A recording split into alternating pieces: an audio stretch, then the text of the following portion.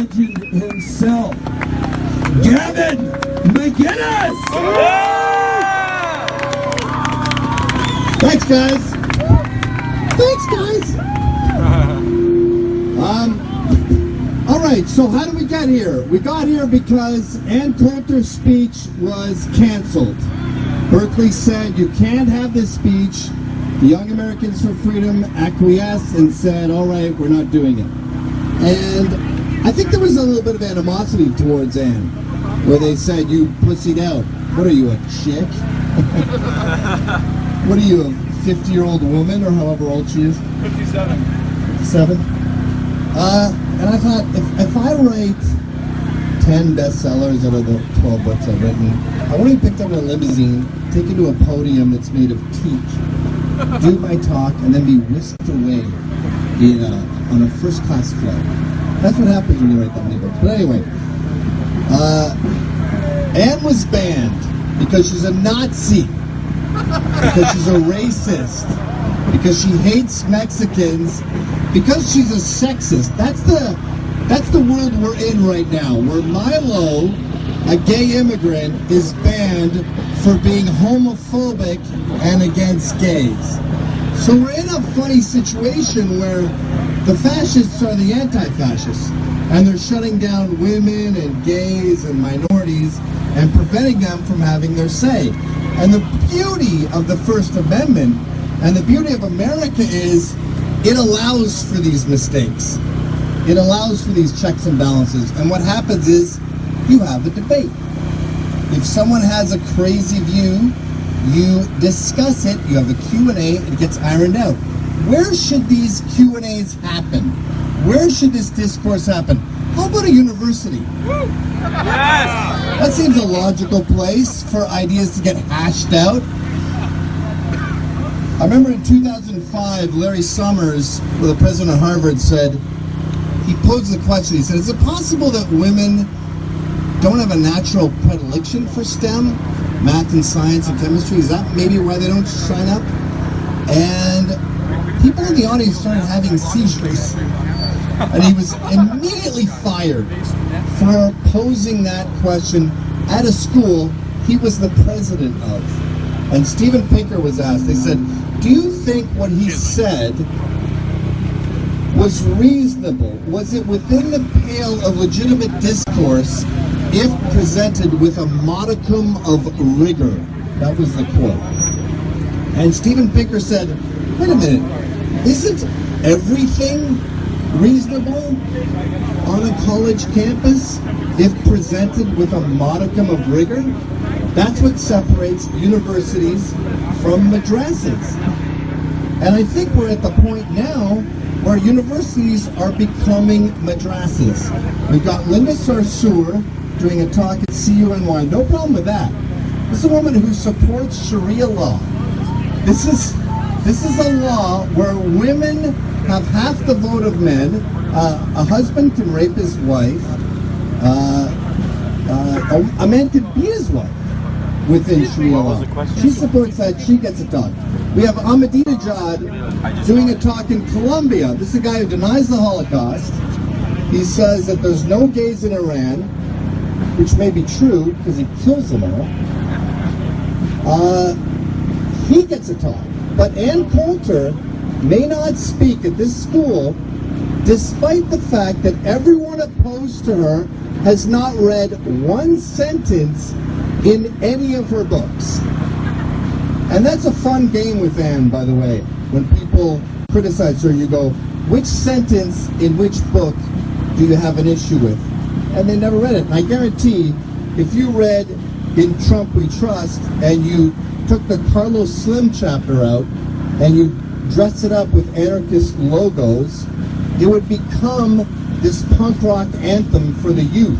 Because she is one of the most inspiring pro-Western, pro-freedom writers in America today. She doesn't like the government. She doesn't like the New York Times. She doesn't like the billionaires. She is an American hero. But she can't speak today because she speaks in public the way she speaks in bars. And I think a lot of these liberals will willfully pretend they don't get the joke, and they'll go, oh, she said our blacks are better than their blacks. She must think we have black slaves. No. You know that means that black conservatives are smarter than black liberals because they have to put up with a bunch of bullshit at Thanksgiving. So when I heard it was canceled, I said, I have to go down to Berkeley. This is what America does. America doesn't take no for an answer. America is like an entrepreneur or a grunt in the military or a woman giving birth. Sometimes something that you're doing sucks and you go, I'm out. I can't do this anymore. It has to happen. The baby's coming out. We're doing this operation. When an entrepreneur gets told, oh, the trucks didn't arrive in time, we can't do it, he rents a U-Haul and he makes it happen. So I jumped on a plane, I came down here, and Ann sent me her speech. It's a little more incendiary than I wanted it to be. I think if you're doing a speech at Berkeley, you should maybe take out rat feces analogies, but that's not up to me. So, Ann was betrayed, she was censored, they put all the legal onus upon her, so if someone gets hurt tonight, it would have been on her head. Now it's on my head, and I'm happily take this on my head. I don't happily fight, by the way. This is the other thing. I notice the media says, oh, this is Nazis versus anarchists. No. This is Trump supporters who like the president, which clearly at least half the country does. It's a lot of people. Versus lunatic neo-Marxists who want to shut them down. We will continue to promote free speech, to speak freely, no matter who is against us, because that's what America is about. The amendments are in order of importance, and although we love the Second Amendment, it's no First Amendment. The First Amendment tells you about the Second Amendment. Anyway, we're told we have to shut down soon, so I'll get down to Ann's remarkably controversial speech. But here it is. Are you ready? Yeah! Woo! Now she speaks with this weird Connecticut accent where she clenches her teeth as she talks. It's an affectation I won't mimic. We're told, as if it's good news, that immigrants use welfare only at 15% above native-born rate. It's like saying only 15% of the food has rat feces in it. We don't want any rat feces. The fact that any immigrants are on welfare proves we're not taking the right immigrants. By the way, I had a restaurant. Can I get some water?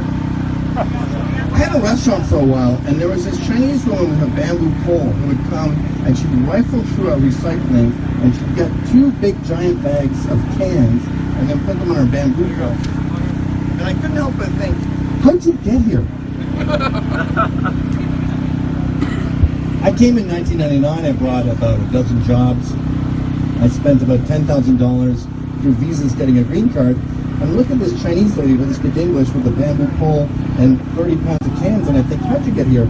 And someone said, no, she's sponsored by her relatives. And I go, well, what are the relatives? Like, if your son brought your mom here and she's going through the garbage with giant bamboo poles of cans, you fucked up.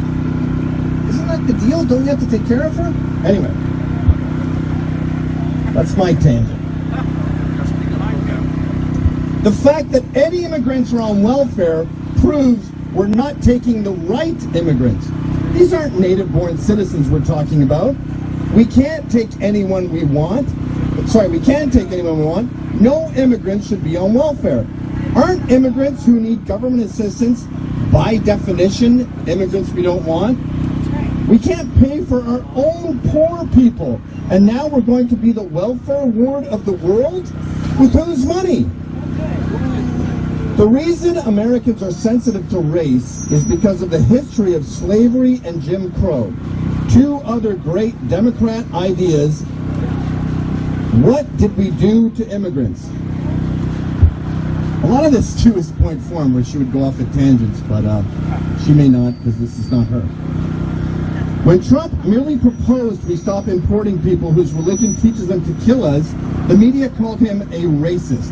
Republicans said, that's not who we are. They know us so well.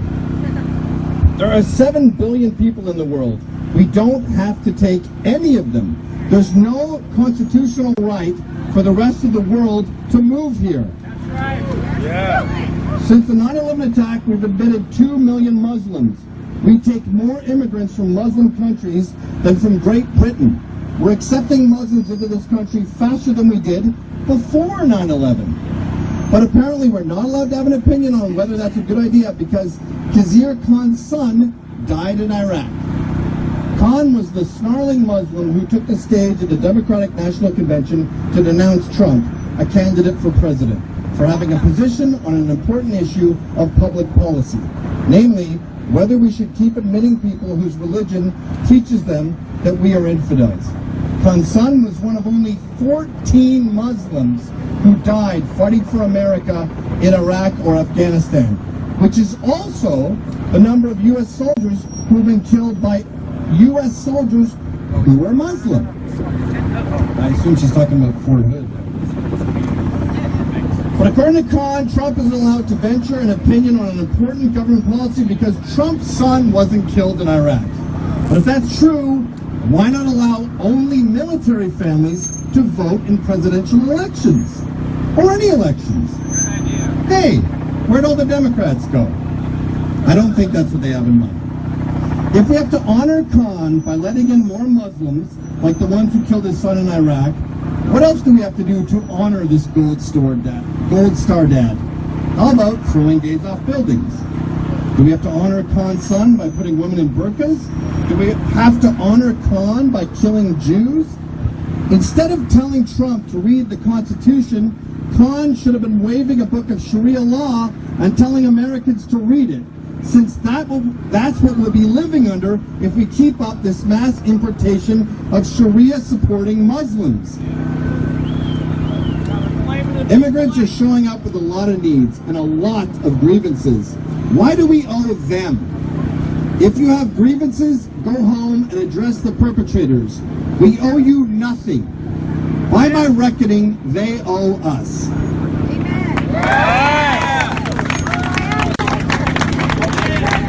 That was the speech that Ann was going to say at Berkeley. I don't see anything factually incorrect with it. And as an immigrant myself, I gotta say, I'm kind of shocked to get here and see the number of ingrates, both within my fellow immigrant community and within the American citizen community. You see the way they talk to war vets, they talk to cops, they talk to people, they talk to entrepreneurs, they talk to the housewife who can't say no to giving birth. And I think, how about some reverence? If you moved to Japan, you would take your shoes off when you walk in.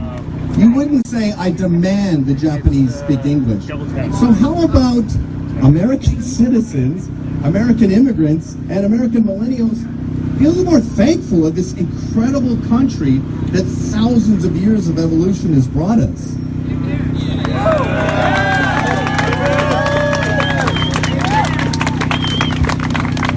You know, when they say God bless America, atheists laugh like God is up there randomly choosing a country. But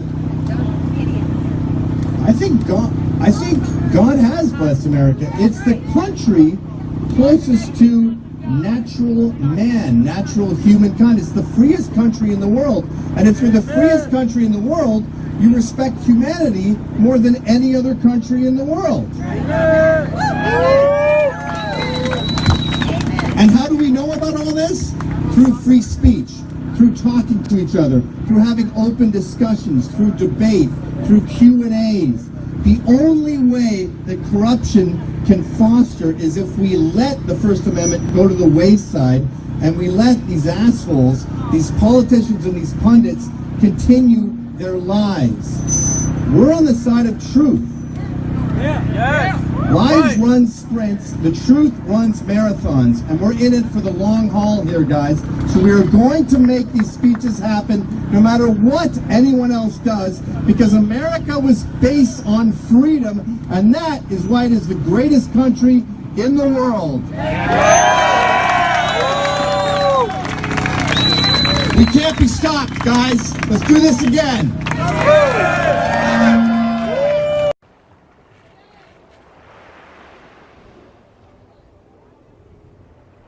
Hello everyone! Hey, I'm just stopping by to remind you that liberals are insane!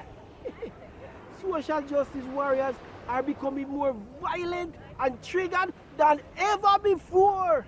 Anyways, be sure to subscribe to KGPTV on YouTube and have a blessed day. Yeah, man!